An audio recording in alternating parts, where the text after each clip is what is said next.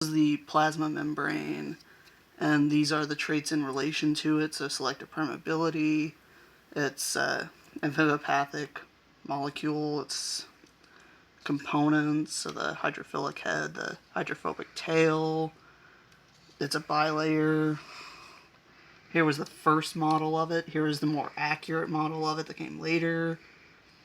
And then connected to that are the two constituents of it. So you have the lipid parts, which are, the glycolipid, which is a lipid with a sugar attachment, the saturated fatty acid, and the unsaturated fatty acid that make the lipid.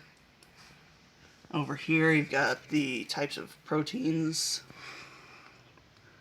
So you got these ones. You got the protoglycan, which is a large sugar attached to a core protein.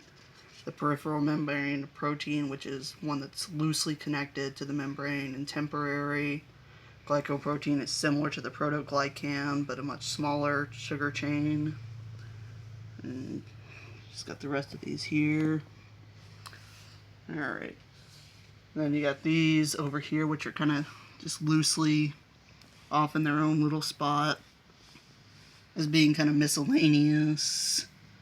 So you got the detergent molecules, the sterols/steroids, vesicles. And up here, you have the two modes of transport. So over here kind of covers normal concentration-based transport and passive transport.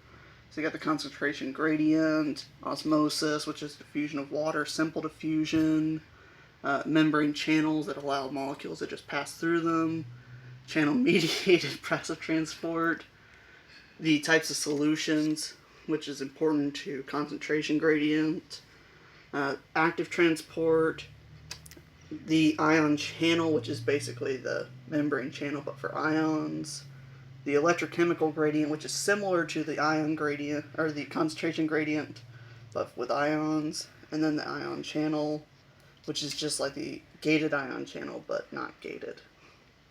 Alright, there you go.